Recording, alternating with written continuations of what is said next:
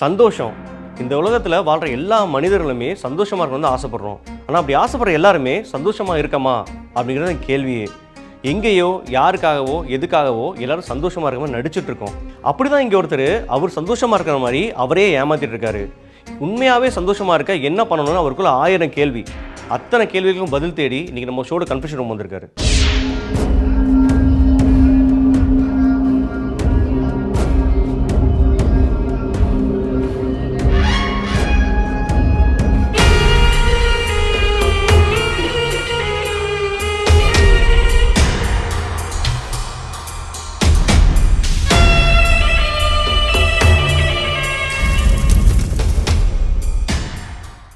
இவர் அவரோட நண்பர்கள் கூட இருக்கும்போது ரொம்பவே சந்தோஷமாக இருக்கிறாரு. அதே மாதிரி சுற்றி இருக்கிறவங்க எல்லாத்தையுமே ரொம்பவே சந்தோஷமாக வச்சுருக்காரு. ஆனால் இவர் திரும்பி வீட்டுக்கு போனதுக்கப்புறம் தான் அவரோட தனிமை இவர் நிஜமாகவே சந்தோஷமாக இல்லை அப்படிங்கிறத உணர்றதா சொல்கிறாரு. வணக்கம், சொல்லுங்கள். வணக்கம் மேடம். மேடம், ஆக்சுவலாக எனக்கு பார்த்தீங்க அப்படின்னா என்னை பார்க்கும்போது ரொம்ப ஹாப்பியான பர்சன் மாதிரி எல்லாருக்குமே தெரிவேன். ஆக்சுவலாக ரியலாக பார்த்தா நான் அப்படி கிடையாது மேடம். எனக்குள்ளேயே ஏதோ ஒரு சோகம் இருக்குது. அதை நான் ரொம்ப நாள் மறைச்சி வச்சுக்கிட்டே இருந்தேன். பட் ஒரு கட்டத்தில் என்னால் அது முடியலை. ஸோ இங்கே வந்தால் சொல்யூஷன் கிடைக்கும் அப்படின்னு சொன்னதுனால நான் இங்கே வந்திருக்கேன் மேடம். ஓகே, புரியுது. உங்கள் பேர்? என் பேர் வந்து என்ன பண்ணிகிட்ருக்கீங்க? ஓகே, உங்களுக்கு என்ன ஏஜ் ஆகுது? எனக்கு ஏஜ் 30 ஆச்சு மேடம். ஓகே, சிங்கிளாக இருக்கீங்களா இல்லை மேரிடா? இல்லை, சிங்கிள் தான் மேடம். ஓகே, உங்கள் சொந்த ஊர்? கோயம்புத்தூர் மேடம். பட் நான் திருப்பூரில் ஸ்டே பண்ணி ஒர்க் பண்ணிகிட்டு இருக்கேன் மேடம். ஓகே, ஹாஸ்டலில் இருக்கீங்களா? ரூம் எடுத்து தங்கியிருக்கேன் மேடம். ஓகே, உங்கள் ஃப்ரெண்ட்ஸ் கூட ஸ்டே பண்ணியிருக்கீங்க? ஃப்ரெண்ட்ஸ், நானும் என் ஃப்ரெண்டு மட்டும் இருக்கேன் மேடம். ஓகே, ஸோ என்ன உங்களுக்கு பிரச்சனை ஆக்சுவலாக என்னென்னா மேடம், நான் ரொம்ப நாளாகவே வந்து பார்த்திங்கன்னா ஆக்சுவலாக எனக்கு ஃப்ரெண்ட் சர்க்கிள் நிறைய இருக்காங்க. நான் எல்லாத்தையுமே ஃபன் பண்ணி ஜாலியாக வச்சு தான் இருப்பேன், ஹாப்பியாகவே தான் இருப்பேன். என்னை சுற்றி எப்பயுமே பெரிய ஒரு சர்க்கிள் இருந்துகிட்டே தான் இருக்கும். அவங்களெல்லாம் பார்க்கும்போது அவங்கெல்லாம் ஹாப்பியாக இருப்பாங்க, என்னால் அவங்களாம் ஹாப்பியாக இருக்கிற மாதிரி தோணும். ஆனால் நான் உண்மையாலே ஹாப்பியாக இருக்கணும் அப்படின்னு எனக்குள்ளேயே ஒரு டவுட் இருந்துக்கிட்டே இருக்குது. இதனாலேயே வந்து பார்த்திங்கன்னா நிறைய நாள் வந்து நான் தூங்காமல் ரூமில் போயிட்டு யோசிச்சுட்டே கூட இருந்திருக்கேன். ஸோ நான் போய் எல்லாத்துக்கிட்டையும் பேசும்போது அவங்க ஹாப்பியாக இருக்கிறத உணர முடியுது. ஆனால் எங்கிட்ட வந்து அப்படி யாருமே என்னை கேட்டது கூட இல்லை இப்போ வரைக்கும். ஸோ அதனால் உங்களுக்கு எல்லாரும் பார்க்குறதுக்கு ஹாப்பியாக இருக்க மாதிரி இருக்குது, ஆனால் நீங்கள் தான் ரியலாக ஹாப்பியாக இல்லாத மாதிரி ஃபீல் பண்ணுறீங்கன்னு சொல்கிறீங்களா? இல்லை மேடம், எல்லோரும் ஹாப்பியாக இருக்காங்க. நான் அவங்க கிட்ட போயிட்டு இன்ட்ராக்ட் பண்ணும்போது அவங்களும் ஹாப்பியாக தான் இருக்காங்க. ஆனால் எல்லாருக்கும் நானும் ஹாப்பியாக தான் தெரிகிறேன். ஆனால் அவங்க வந்து என்கிட்ட யாரும் அப்படி கேட்கறது இல்லை. ஆனால் உண்மையால சொல்லப்போனால் நான் ஹாப்பியாகவே இல்லை. நான் நிறைய நாள் வந்து இதை நான் ஃபீல் பண்ணியிருக்கேன். ஓகே, ஏன்னா காலேஜ் படித்த டைமில் வந்து பார்த்தீங்க அப்படின்னா என்னை சுற்றி எப்பவுமே ஃப்ரெண்ட் சர்க்கிள் நிறையவே இருப்பாங்க. நான் காலேஜ் வரலைனாலும் கூட எனக்கு ஃபோன் பண்ணி ஏன் வரல, நீ வந்தால் தான் அன்னைக்கு நாளே போகும், ஜாலியாக இருக்கும் அப்படின்லாம் சொல்லுவாங்க. ஸோ எனக்கு அது ரொம்ப ஹாப்பியாக இருக்கும் அந்த டைம். ஆனால் அதுக்கப்புறம் வந்து பார்த்தீங்கன்னா ஏதோ ஒரு விஷயம் எனக்குள்ளே எம்டியாக ஃபீல் ஆகிருக்கு. ஸோ அது என்னன்றதுக்கு என்னால் புரிஞ்சிக்கவே முடியல. எனக்கு அங்கே தான் இந்த விஷயம் ஆரம்பிச்சது. ஓகே, நம்ம ரொம்ப எம்டியாக இருக்கோம், எம்டியாக ஃபீல் ஆகுது. ஸோ அப்படின்ற மாதிரியான எண்ணங்கள்லாம் எனக்குள்ளே ஓடிக்கிட்டே தான் இப்போ வரைக்கும் ஓடிட்டே தான் மேடம் இருக்குது. ஆனால் இது காலேஜ் டைமில் தான் எனக்கு இது ஸ்டார்ட் ஆச்சு. ஸோ பேசிக்லி உங்களை சுற்றி இருக்க எல்லாருக்கும் நீங்கள் ஹாப்பியான பர்சன் மாதிரி தெரியுறீங்க, நீங்கள் எல்லாரையும் ஹாப்பி ஆக்குறீங்க. ஆனால் உங்களுக்கு ரியலாக நீங்கள் ஹாப்பியாக இல்லாத மாதிரி ஃபீல் பண்ணிட்டு இருக்கீங்களா? ஆமாம் மேடம், நான் எல்லாருக்கூடையும் இருக்கும்போது ஹாப்பியாக தான் நானுமே இருப்பேன் மேடம். அவங்கள மாதிரி நானும் ஹாப்பியாக தான் இருப்பேன். அப்படியே அங்கேருந்து நான் வீட்டுக்கு வரும்போது அந்த ஹாப்பி என்கிட்ட இருக்காது. ஸோ அப்போ எனக்கு உள்ள நிறைய கேள்விகள் இருந்துகிட்டே இருக்குது. ஏன் என்னால் அங்கே ஹாப்பியாக இருக்க முடிஞ்சது, இங்கே ஏன் ஹாப்பியாக இருக்க முடியல அப்படிங்கும்போது எனக்கு எது ரியாலிட்டி அப்படின்றது எனக்கு புரியாமையே போயிடுச்சு மேடம். ஸோ அது ஏன் அப்படின்றதுக்கான கேள்விகள் எனக்குள்ளே எழுந்துக்கிட்டே இருக்குது, நாளுக்கு நாள் அது எழுந்துகிட்டே இருக்குது. ஸோ ஒரு கட்டத்தில் எனக்கு வந்து அது பூம் ஆயிடுச்சு. ஸோ அதனால தான் மேடம் அந்த தேடலுக்கான தொடக்கம் தான் இங்கே வந்திருக்குன்னு நினைக்கிறேன் மேடம். ஓகே, ஸோ நான் கரெக்டாக புரிஞ்சுக்கிட்டேனான்னு பாருங்கள். நீங்கள் வெளியில் எல்லாருக்கூடயும் பேசும்போது உங்களுக்கும் ஹாப்பியாக இருக்குது, அவங்களுக்கும் ஹாப்பியாக இருக்குது. ஆனால் அதுக்கடுத்து நீங்கள் வீட்டுக்கு வந்து பார்க்கும்போது உங்களுக்கே தோணுது நான் ஜென்யூனாக ஹாப்பியாக இல்லை அந்த மொமெண்ட்டில் அப்படின்னு ஃபீல் ஆகுது. ஆமாம் மேடம். ஆனால் உங்களை சுற்றி இருக்கவங்களாம் ஹாப்பியாக இருக்காங்க. ஆமாம் மேடம், ஹாப்பியாக. ஓகே, ஸோ என்ன தடுக்குது உங்களால் ஜென்யூனாக ஹாப்பியாக இருக்க முடியாமல்? மேடம் அந்த ஒரு விஷயம் தான் மேடம் என்னால் புரிஞ்சிக்கவே முடியல. அதுக்கான நிறைய நாட்கள், நிறைய இரவுகள் வந்து தூங்காமல் ஓவர் திங்க் பண்ணி என்னால் எனக்கு என்ன பண்ணுறதுனே புரியல மேடம். என்ன மாதிரி தாட்ஸ் வரும் நைட்டு தூங்க போகும்போது? ஸோ நான் ஏதோ ஒரு இடத்துல எல்லாத்து மாதிரி இல்லையோ அப்படின்ற மாதிரி தோணுது. ஒருவேளை நான் ரொம்ப ஃபன்னாக இருக்கிறதுனால தான் எனக்கு இந்த தாட்ஸ் எல்லாம் வருதா அப்படின்ற மாதிரியும் நான் யோசிச்சிருக்கேன் மேடம். ஏன்னா என் அளவு நான் மற்றவங்களை விட அதிகமாகவே ஃபன்னாக இருப்பேன், ஹாப்பியாக இருப்பேன், சந்தோஷப்படுத்துவேன், எல்லாத்தையும் ஒரு கம்ஃபர்ட் ஜோனில் வச்சுருப்பேன். ஸோ இப்படிலாம் பண்ணுறதுனால தான் என்னவோ எனக்கு மட்டும் இப்படி நடக்குதா அப்படின்ற மாதிரி எனக்குள்ள ஒரு எண்ணங்கள் ஓடிட்டு இருக்கு மேடம். சரி, உங்களை சுற்றி இருக்கவங்க யாராச்சும் ஏதாவது அப்செட்டாக இருக்காங்க, டிஸ்டர்ப்டாக இருக்காங்கன்னா நீங்கள் என்ன பண்ணுவீங்க? நான் போயிட்டு அவங்க கிட்ட ஃபர்ஸ்ட் பேசுவேன் மேடம். என்ன ரீசனால நீங்க இப்படி இருக்கீங்க அப்படின்னு சொல்லிட்டு அது கேட்டதுக்கு அப்புறம் அவங்கள வந்துட்டு அதுல இருந்து டைவர்ட் பண்றதுக்காக நான் ஒரு ஃபன்னா ஏதாவது பண்ணி ஸோ அந்த இடத்துல இருந்து எங்காவது கூட்டிட்டு போயிட்டு லைக் அந்த மாதிரி ஏதாவது பண்ணிட்டு இருப்பேன் மேடம். ஸோ உங்களுக்கு எப்பவுமே ஹியூமர் சென்ஸ் அதிகமா இருக்குமா? ஆமா மேடம். சரி, நீங்க என்னைக்காவது ஷேர் பண்ணிருக்கீங்களா நீங்க என்ன ஃபீல் பண்றீங்கன்னு சொல்லிட்டு? மேடம் நான் இன்னும் இப்போ வரைக்கும் யாருக்கிட்டையும் அப்படி ஷேர் பண்ணதில்லை. ஏன் அப்படின்னா என்கிட்ட யாரும் அப்படி வந்து கேட்டதில்லை. ஸோ அதனால நான் ஷேர் பண்ணிக்கிறதுக்கான ஸ்பேஸே எங்கேயும் எனக்கு கிடைக்கல மேடம். சப்போஸ் நீங்க சோகமா இருக்கீங்க இல்லை ஏதோ இடத்துல ஹர்ட்டா இருக்கீங்க அப்படின்னா அந்த இடத்துல நீங்க அப்பயும் ஹாப்பியா இருக்க மாதிரி காட்டிப்பீங்களா இல்லைன்னா சோகமா இருக்கேன்றதா காட்டிப்பீங்களா வெளியில? இல்லை மேடம், ஆக்சுவலாக வந்து நான் மோஸ்ட்லி எல்லாத்துக்கிட்டையுமே ஹாப்பியாக இருக்கிற மாதிரி தான் காமிச்சுப்பேன். நான் கொஞ்சம் டல்லாக இருக்கிற மாதிரி தெரிஞ்சா கூட யாராவது வந்து என்னாச்சு டல்லாக இருக்க, நீ எப்பவுமே பாசிட்டிவாக தானே இருப்ப அப்படின்ற மாதிரி சொல்லும்போது ஆமாம்ல அப்பயே அப்போ நான் இவங்களுக்கு இதுக்காகவே நான் நடிக்கணும், நான் வந்து டல்லாக இருக்கக்கூடாது அப்படின்ற மாதிரி அந்த மொமெண்ட்டில் மட்டும் நான் என்னை ஹாப்பியாக வச்சுப்பேன் மேடம். ஸோ அதுக்கப்புறம் வந்து பார்த்தீங்கன்னா நான் நிறைய பேர்த்துக்கு மோட்டிவேட் பண்ணியிருக்கேன் மேடம். ஆக்சுவலாக டல்லாக இருக்கும்போது சரி மோட்டிவேட் பண்ணியிருக்கேன். ஆனால் எனக்கு அப்படி அந்த மாதிரி யாருமே நான் மோட்டிவேட் பண்ணலை. இன்னொன்று என்னன்னா எனக்கு நானே என்னை செல்ஃப் மோட்டிவ் பண்ணிக்கவே முடியல. நானும் நிறைய டைம் ட்ரை பண்ணியிருந்திருக்கேன், பட் அந்த மாதிரி எனக்கு முடியல. அப்படிதான் ஒரு நாள் அவங்க ஃப்ரெண்ட்ஸ் எல்லாம் சேர்ந்து அவருக்கு ஒரு பிறந்தநாள் சர்ப்ரைஸ் பண்ணியிருக்காங்க. ஆனால் அதுக்கப்புறம் என்ன நடந்துச்சுங்கிறத பார்க்கலாம் வாங்க. ஸோ பேசிக்கலி உங்களுக்கு எல்லாருமே வந்து உங்கள் ஃபீலிங்ஸை பற்றி கேட்காம உங்களை அப்படியே விட்டுடுறாங்க. அதனால் நீங்களும் அந்த ஃபீலிங்ஸை பற்றி யோசிக்காமல் அப்படியே விட்டுடுறீங்க. ஆனால் தனியாக வீட்டுக்கு போய் உட்காந்துட்டு இருக்கும் போது ரொம்ப கஷ்டமாக இருக்குது. கரெக்டா? ஆமாம் மேடம். சரி, நீங்கள் கஷ்டத்தில் இருந்தாலோ இல்லை ஏதாவது சேடாக இருந்தாலோ எல்லாரும் என்ன பண்ணணும்னு நீங்கள் நினைக்கிறீங்க? இல்லை மேடம், என் கூட வந்து பேசணும், நீ ஏன் இந்த மாதிரி சோகமாக இருக்குது அப்படின்ற மாதிரி கேட்கணும்னு நான் நினைக்கிறேன். ஆனால் அவங்க என் பக்கத்தில் அப்படி வரும்போது எனக்கு என்ன தோணிடுதுன்னா நான் ஹாப்பியாக இருக்கிற மாதிரி நடிக்கிறேன். ஆக்சுவலாக நானுமே என் பக்கத்தில் அவங்க நெருங்கும் போது நடிக்க ஆரம்பிச்சிடுறேன் மேடம்.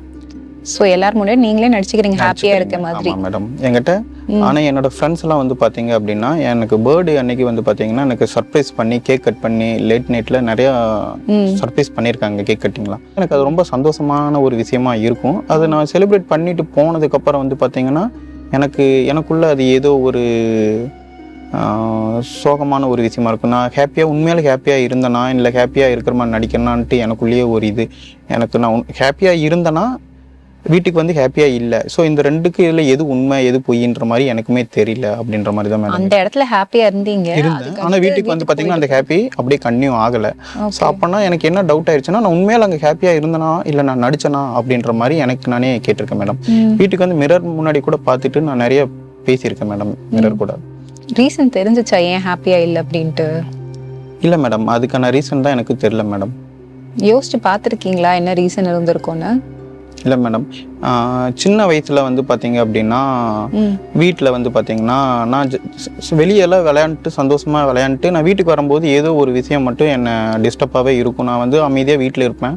ஸோ அப்போ கூட அம்மா அப்பா வந்து பார்த்தீங்கன்னா என்னடா ஆச்சு அப்படின்ற அந்த மாதிரிலாம் பெருசாக இது இல்லாமல் ஏன்டா இப்படி உட்காந்துருக்க போய் வெளியே விளையாடுறோம் அப்படின்னு தான் சொல்லியிருப்பாங்க. எனக்கு ஒருவேளை அந்த டைமில் வந்து அவங்க எங்கிட்ட உட்காந்து பேசியிருந்தாலோ நான் அதுக்கான சொல்யூஷன் அப்போ எனக்கு கிடைச்சிருந்துருக்குமான்னு நிறைய நாள் கேள்வி இருக்கு. உங்க பேரண்ட்ஸ் எல்லாம் ஸ்ட்ரிக்ட்டா இருப்பாங்களா? ஸ்ட்ரிக்ட் கிடையாது மேடம், ரொம்ப ஜாலியாக இருப்பாங்க.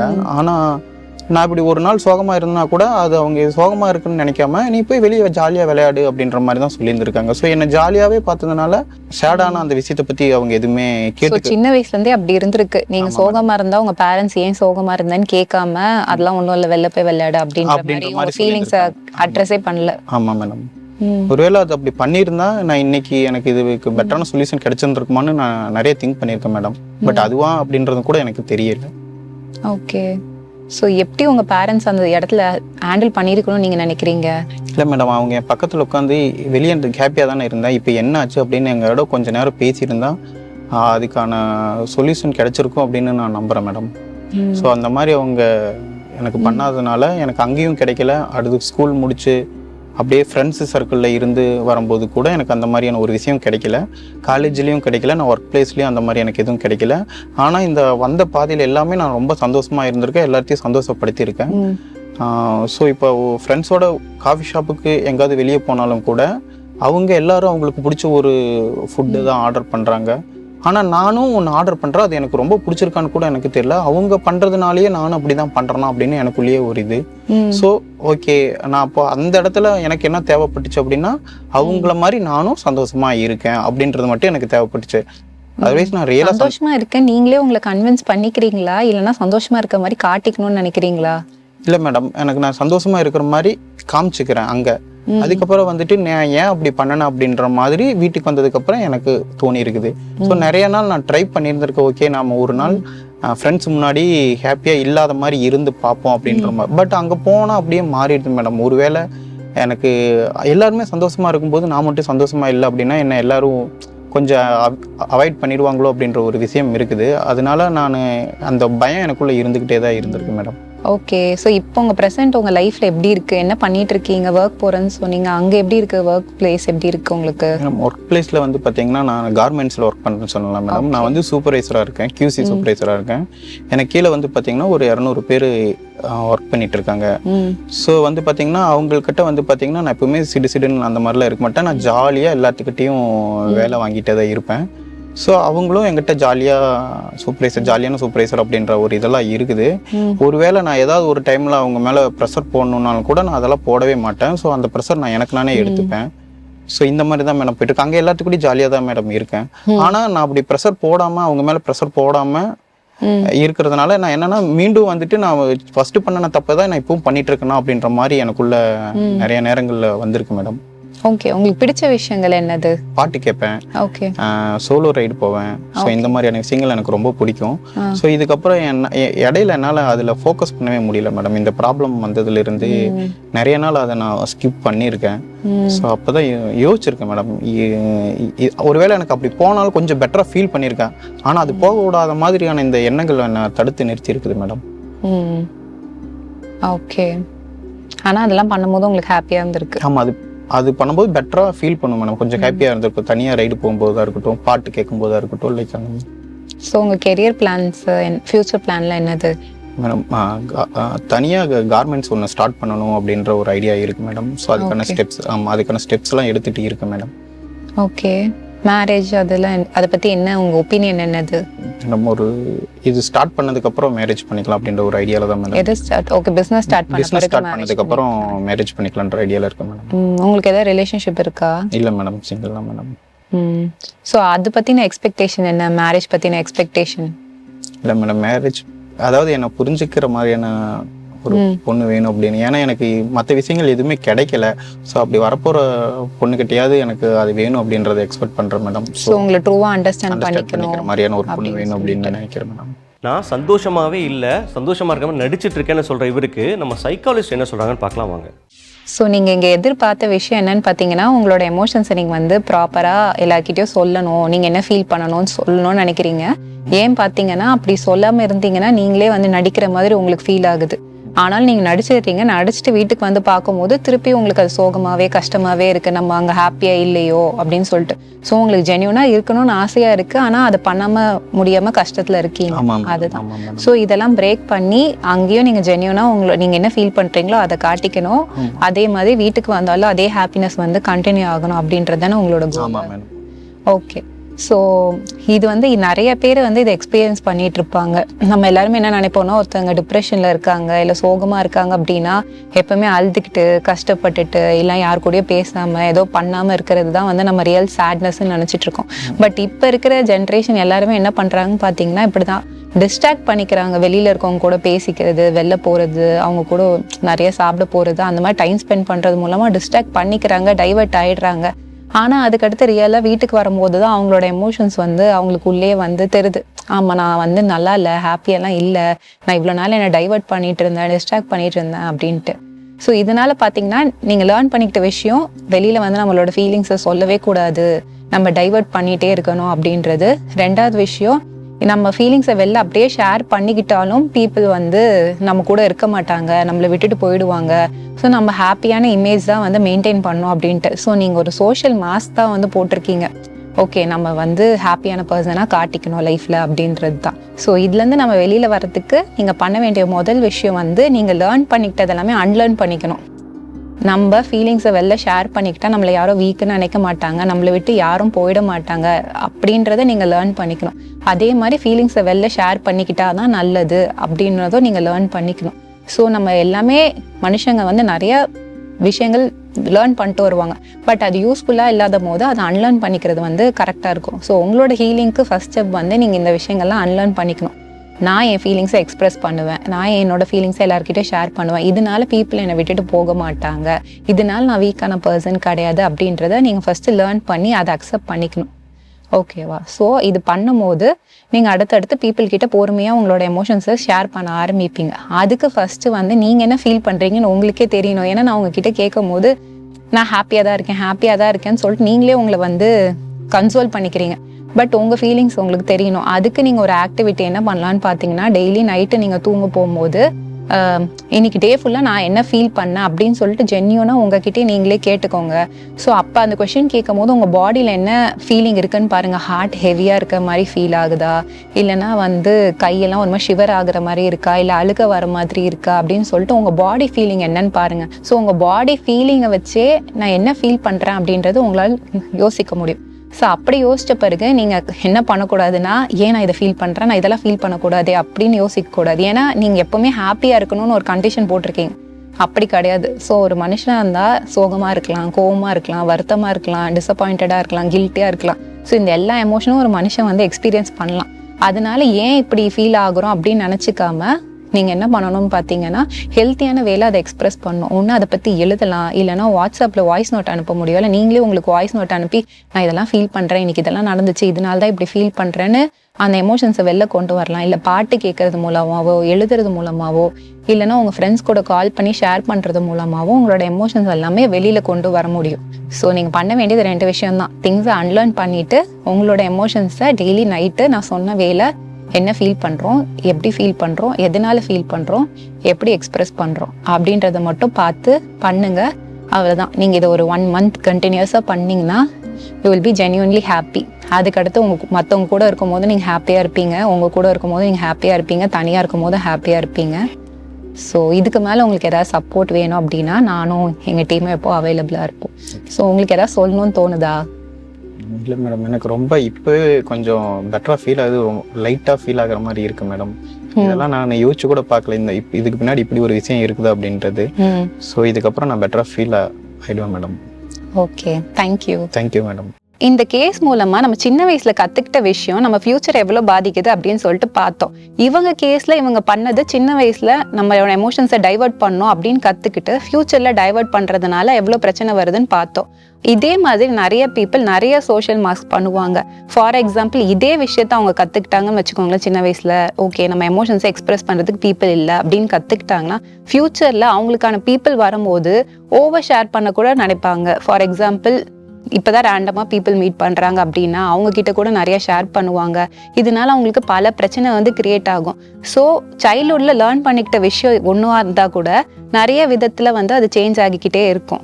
ஸோ இதுதான் நம்ம வந்து சோஷியல் மாஸ்க் அப்படின்னு சொல்லுவோம். சோஷியல் மாஸ்க் அப்படின்னா என்னன்னா, சின்ன வயசுல கற்றுக்கிட்ட விஷயத்துக்காக நம்ம ஜெனியூனா இப்படி ஒரு பர்சனாக இல்லைன்னா கூட இப்படி இருந்தாதான் எனக்கு பெட்டராக ஃபீல் ஆகுது, இல்லை என் கூட சுற்றி பீப்புள் தான் இருப்பாங்க அப்படின்னு சொல்லிட்டு நம்மளோட ஜென்யூன் செல்ஃப்லேருந்து கொஞ்சம் டைவர்ட் ஆகி வேற மாதிரி இருக்குது. ஆனால் இது பியூரான ஹாப்பினஸ் கொடுக்குமா அப்படின்னு கேட்டால் கண்டிப்பாக கொடுக்காது. ஃபார் எக்ஸாம்பிள் ஓவராக ஒருத்தங்க ஷேர் பண்ணிகிட்டே இருக்காங்கன்னா கூட அவங்களுக்கு ஏதோ ஒரு பர்சன் நமக்காக இல்லையே அப்படின்னு தான் ஃபீல் ஆவாங்க தவிர ஓகே இவ்வளோ பேர் கேட்குறாங்களே அப்படின்னு ஃபீல் பண்ண மாட்டாங்க. ஸோ ஒரு ப்ராப்பரான வேலை நம்ம சின்ன வயசில் லேர்ன் பண்ணிக்கிட்ட விஷயத்தெல்லாமே அன்லேர்ன் பண்ணிக்கணும் அப்படின்றத ஒரு முக்கியமான விஷயம். இதை பார்த்துட்டு இருக்க நீங்களும் உங்களோட எமோஷன்ஸ்லேருந்து நீங்கள் ரொம்ப டிஸ்டண்ட்டாக இருக்கீங்க, உங்களுக்கு வந்து ஷேர் பண்ணிக்கிறதுக்கு ஆள் இல்லை நீங்கள் நினைக்கிறீங்க, இல்லை ஷேர் பண்ணால் கேட்க மாட்டாங்க அப்படின்னு நீங்கள் நினச்சிட்டே இருந்தீங்க அப்படின்னா ஃபர்ஸ்ட்டு நீங்கள் உங்களோட எமோஷன்ஸ் கூட ஒரு ஃப்ரெண்டான ரிலேஷன்ஷிப் மெயின்டைன் பண்ணுங்கள். ஃபார் எக்ஸாம்பிள், ஆமாம் நான் இப்படி தான் ஃபீல் பண்ணுறேன், ஏன் இப்படி ஃபீல் பண்ணுறேன் அப்படின்லாம் கொஸ்டின் கேட்காம yes I am feeling this way அப்படின்னு புரிஞ்சுக்கிட்டு அது ஹெல்த்தியான விதத்தில் அவங்கக்கிட்ட எப்படி சொன்னோமோ அந்த மாதிரி எக்ஸ்பிரஸ் பண்ண கற்றுக்கோங்க.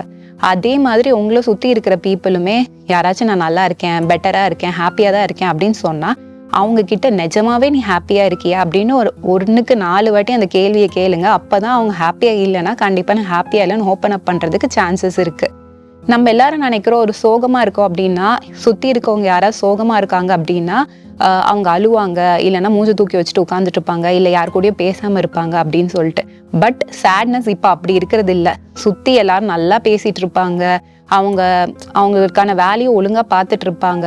ஆனா ஏதோ ஒரு சேட்னஸ் அவங்களுக்குள்ளே இருந்துட்டு இருக்கும். ஸோ ஒரு சிரிச்ச பர்சன் கிட்ட கூட நிறைய சேட்னஸ் இருக்கும். ஸோ இவங்க சிரிச்சு தானே இருக்காங்க அப்படின்னு நினைக்காம, ஓகே இவங்க சிரிக்கிறதுக்கு பின்னாடியும் பெயின் இருக்கலாமோ அப்படின்னு யோசிச்சு ஜஸ்ட் உங்க ஃப்ரெண்ட்ஸ் கிட்ட நீங்க எப்பவுமே செக்இன் பண்ணிட்டே இருங்க, நல்லா இருக்கியா, உன் லைஃப் நல்லா இருக்கா அப்படின்னு சொல்லிட்டு. இதனால உங்க ஃப்ரெண்ட்ஸ்க்கு நீங்க ஒரு நல்ல என்வாயர்மெண்ட் கொடுக்குற மாதிரி லைஃப் லாங் நீங்க மற்றவங்களுக்கும் ஒரு நல்ல என்வாயர்மெண்ட் கொடுக்கறதுக்கு ஹெல்ப்ஃபுல்லா இருக்கும். ஸோ வேர்ல்ட் எப்போ பெட்டர் ஃபேஸா இருக்கும்னு பார்த்தீங்கன்னா, நம்மள சுத்தி இருக்கவங்களும் நிஜமாவே நல்லா இருக்காங்களா நம்ம செக் பண்ணிட்டே இருக்கும்போது தான். ஸோ நீங்களும் உங்களோட எமோஷன்ஸ் கூட ஒரு நல்ல ரிலேஷன்ஷிப் மெயின்டைன் பண்ணி நல்லா இருங்க. அதே மாதிரி உங்க சுத்தி இருக்கவங்களும் நல்லா இருக்காங்கன்னு அடிக்கடி செக் பண்ணிக்கோங்க. நம்ம மனசுக்குள்ள பாரமா இருக்கிற விஷயங்களை நமக்கு நம்பிக்கையானவங்க கிட்ட ஷேர் பண்ணும்போது நம்ம மனசு லேசாயிடும். எது எப்படியோ நம்ம ஷோவோட கன்ஃபெஷன் ரூம்ல இருந்து வெளியே போகும்போது அவர் பிரச்சனையெல்லாம் மறந்து ஒரு புது மனிதரா வெளியே போறான் நான் நம்புறேங்க.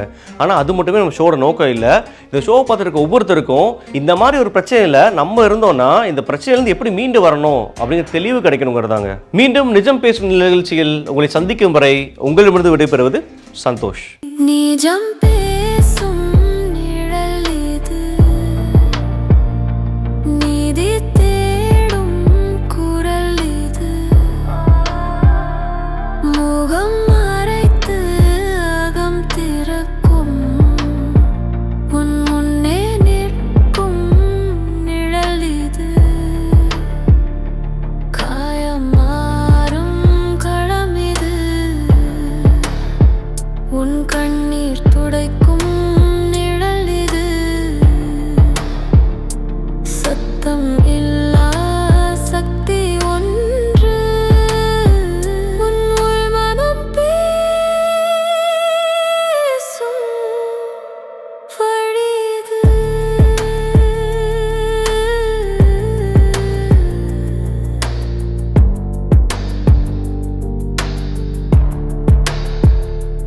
அன்று உன்னை மிரட்டிய கைகள் இன்று அருகில் கூட இல்லை, உன் அடையாளம் மறைக்கும் இருள், உன் உண்மைக்கு காவல் கல்லடி,